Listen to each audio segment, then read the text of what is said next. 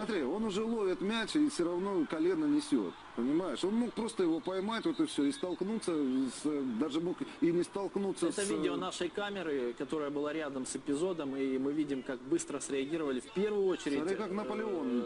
что важно, игроки соперника, футболисты Днепра. Смотри, Наполеон, чтобы люди знали, это Зазуля. بس للأسف كتير من المحاولات دي كانت بتبوء بالفشل وكانت بتحصل الوفاة. طب ليه؟ لأنه في الأغلب احنا مش فاهمين يعني ايه بلع لسان. ناس كتير مننا بتعتقد انه اللسان بيتفك ويروح ملفوف وساقط يسد مجرى الهواء، لكن فعليا القصة مش كده خالص. القصة عشان نفهمها كويس لازم نبقى فاهمين طبيعة مجرى الهواء بتاعنا، وان الهواء لما بيخش جوه الجسم بتاعنا عشان يوصل للرئتين بيعدي من الأنف أو من الفم، وبعدين ينزل على البلعوم وبعدين على القصبة الهوائية وينزل بعد كده يدخل للرئتين. طب ايه علاقة اللسان بالقصة دي؟ اللسان زيه زي أي عضلة، زي أي عضلة عندنا في الجسم، بيحصل ليها ارتخاء لما الواحد يخش في غيبوبة. يعني ايه؟ يعني أي واحد بيخش في غيبوبة أو إغماء عميقة كل عضلات الجسم بتاعته بترتخي بما فيها عضلة اللسان. طب ايه اللي هيحصل يعني؟ تعالوا مع بعض نبص على الفيديو ده عشان نفهمها بالتفصيل.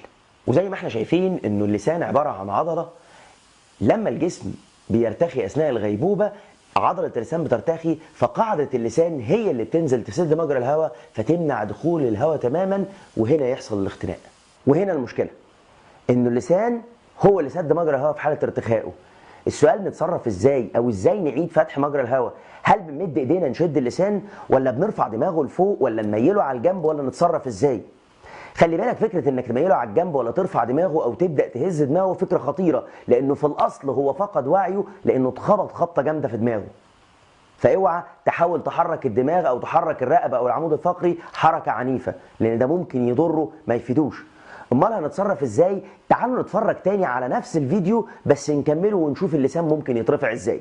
مجرى الهواء المقفول بقاعدة اللسان نقدر نفتحه بان احنا نحرك الراس بالطريقة دي.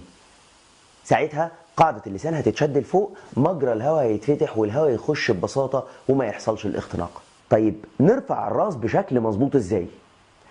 الطريقة بسيطة جدا، وحركة يا ريت نتعلمها ونعلمها لكل الناس اللي حوالينا. الحركة بمنتهى البساطة، ايد على الجبهة وايد على الدقن.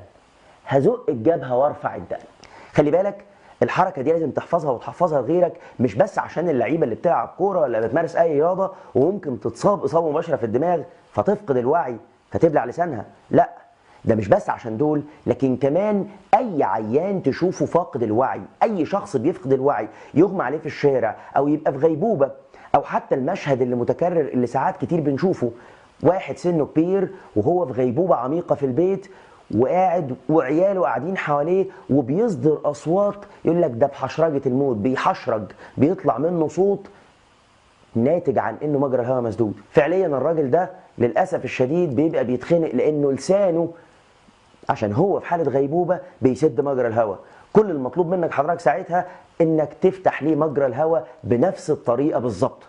افتكر دايما انه بالحركه البسيطه اللي اتعلمناها النهارده ممكن تبقى سبب في انقاذ حياه بني ادم، وممكن يتكتب لك ثواب كبير قوي قوي قوي انك انت احييت بني ادم تاني وساعدته انه يعيش مع حبايبه واسرته وللناس اللي هم عايزينه. ربنا بيقول ومن احياها فكانما احيا الناس جميعا. خليك منهم، خليك من الناس اللي ممكن تساعد في انها تحيي بني ادم. شاير الفيديو ده لكل الناس اللي تعرفهم، كل الناس اللي ممكن يستفيدوا ويتعلموا.